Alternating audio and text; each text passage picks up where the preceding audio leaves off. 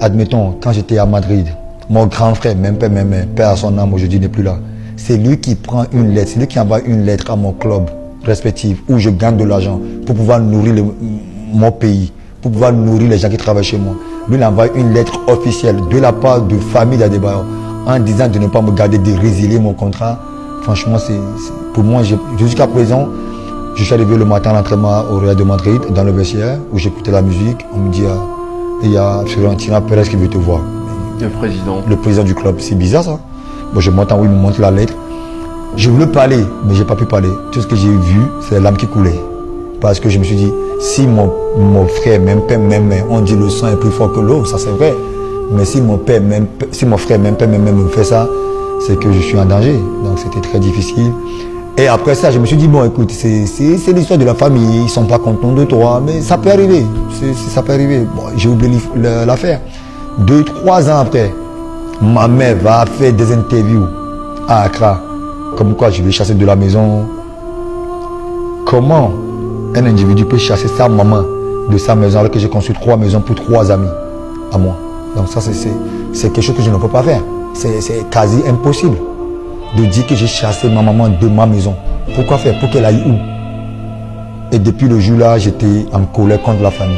Parce que à la fin, je me suis rendu compte que ma famille voulait vraiment que je tombe. Parce qu'à chaque fois, quand il y a un problème familial, quand ma mère m'appelle pour me demander quelque chose, ou mon frère m'appelle pour me demander quelque chose, quand je dis demain ou après-demain, ce qui sortait de leur bouche, c'est qu'on va appeler les journalistes. J'ai fait, mais ce n'est pas les journalistes qui m'ont fabriqué. Arrêtez de me menacer avec l'histoire des journalistes.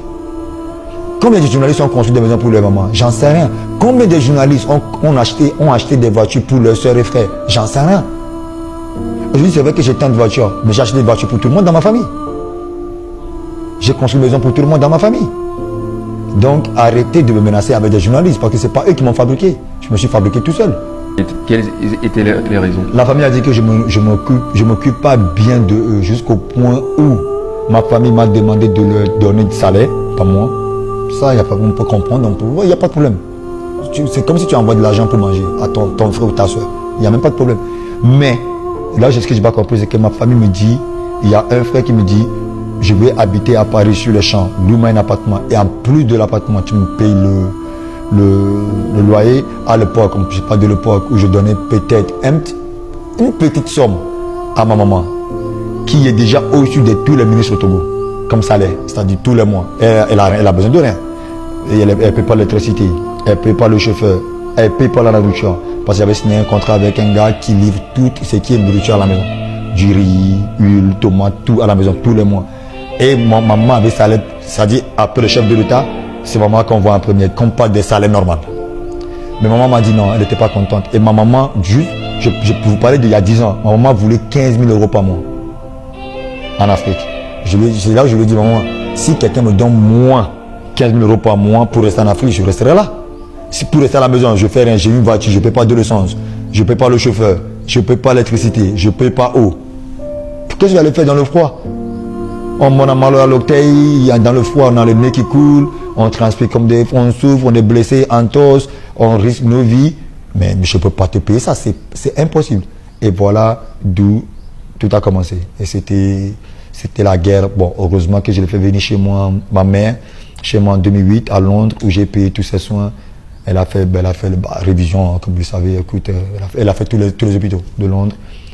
Et ce qui est dommage, c'est que quand elle est rentrée au pays, elle a dit à tout le monde, je suis parti chez Chéhi, je buvais pure water, alors qu'il n'y a même pas pure water en Europe. C'est-à-dire, elle buvait dans un trou de sachet, quoi, en fait. Mais alors qu'il n'y a pas ça en Europe. Et donc, les gens m'ont attaqué encore parce qu'elle disait ça au quartier. Et les gens du quartier ne connaissent pas l'Europe. Donc, pour eux, pure water existe aussi en Europe. Donc, tout le monde m'a attaqué. Mais bon, après, moi, c'est ma maman. Je n'ai pas dit que ma maman donne des fausses informations. Je dis, ouais, mais peut-être qu'on avait que ça à la maison pour défendre encore la cause de ma maman. Mais jusqu'au point où maman va, où mes parents, où ma famille va à la radio. S'ils vont à la radio, je vais à la radio aussi. Je suis comme ça, je suis très honnête. Donc, parce que j'ai rien à cacher. Si quelqu'un allait dire, garde ça pour toi. Non. Ils m'ont attaqué à la radio, mais on va conclure ça à la radio. Donc, c'est ce qu'on a fait. Aujourd'hui, tout le monde est content. Je pense que ma maman, où elle est contente. Moi, je suis content, tant mieux. Dieu merci, tout le monde va bien.